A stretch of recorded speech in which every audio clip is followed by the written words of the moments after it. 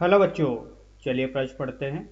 एक द्रव से भरे और ऊपर से खुले एक बड़े टैंक की पेंदी के पास एक छोटा सा छेद है।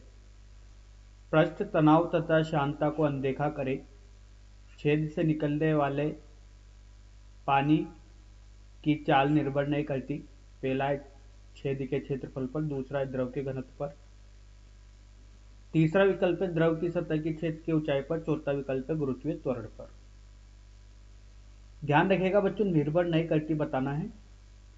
तो प्रश्न के लिए सर्वप्रथम बच्चों मुख्य अवधारणा की चर्चा की जाएगी और एक उचित मुख्य अवधारणा के आधार पर ही बच्चों प्रश्न को क्या किया जाएगा, हल। तो देखिए बच्चों, यहाँ से एक टैंक का निर्माण करते हैं बच्चों। कुछ इस प्रकार से एक टैंक है, माफ कीजिएगा बच्चों, ये टैंक कुछ इस प्रकार से बन रहा है बच्चों। यहाँ उसकी पेंदी में बच्चों एक छेद किया गया है। इसमें बच्चों एक द्रव भरा हुआ है। द्रव की बच्चों यहाँ पर ऊंचाई 35 है, h ऊंचाई पर है। द्रव का घनत्व रो है। अगर यहाँ पर बच्चों बात की जाए तो इसका ऊपरी सिरे का क्षेत्रफल A1 है तथा A2 तल में स्थित छिद्र का क्षेत्रफल है।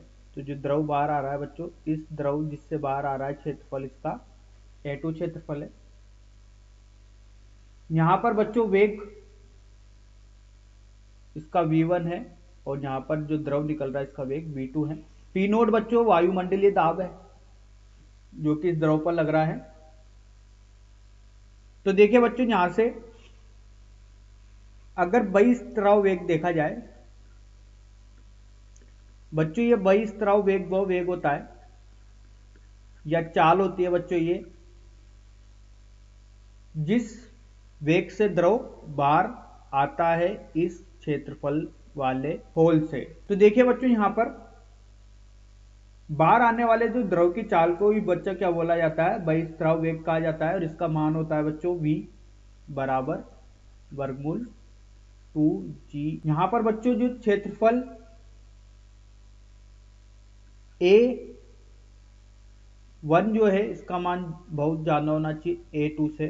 तो बहिस्त्राव वेग का मान होगा v बराबर वर्गमूल 2gh। तो आइए बच्चों इस मुख्य उदाहरण के आधार पर प्रश्न को हल करते हैं। तो देखिए बच्चों, यहां पर बोला गया है कि द्रव से भरे और ऊपर से खुले एक टैंक, जिसमें बच्चों अगर ऊपर से खुला है तो वायुमंडलीय दाब P नॉट हो गया। पेंदी के पास एक छोटा सा छेद किया गया है। पृष्ठ तनाव शांतता को बच्चों यहाँ लेना ही नहीं है। तो छेद से निकलने वाले पानी की चाल निर्भर करती है। तो देखा बच्चों, ये बहिस्त्राव वेग होता है जिसका मान होता है वर्गमूल 2gh के। तो बच्चों ये निर्भर कर रहा है सिर्फ g बराबर जो यहाँ पर होता है गुरुत्वीय त्वरण, h बराबर होता है बच्चों यहाँ पर ऊंचाई, जो पेंदी से जितनी ऊंचाई पर द्रव भरा हुआ है यह उसकी ऊंचाई कहलाती है। इसके अलावा बच्चों किसी पर निर्भर नहीं करता।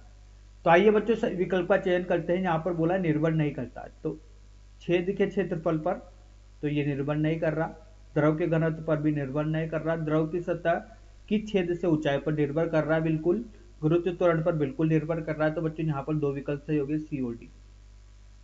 आशा करता हूँ बच्चों आपको यह समझ में आया होगा। धन्यवाद।